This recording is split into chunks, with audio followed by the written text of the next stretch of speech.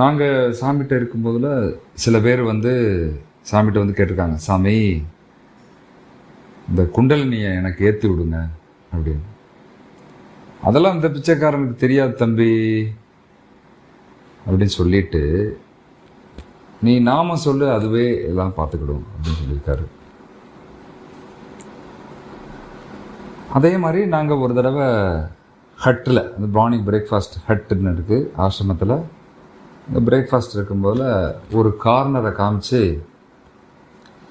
C Krishna dancing, see Rama there அப்படின்னு சொன்னார். அங்கே பாரு கிருஷ்ணா டான்ஸ் ஆடுறாரு, ராமர் தெரிகிறாரு, அப்படி பாருங்கன்னாரு. நாங்கள் எல்லாரும் சேர்ந்து போய் அப்படியே எட்டி பார்த்தோம் அந்த கார்னரில். எங்களுக்கு ஒன்றுமே தெரியல. என்ன சாமி ஒன்றுமே தெரியல, உங்களுக்கு தெரியுது சாமி அப்படின்னா,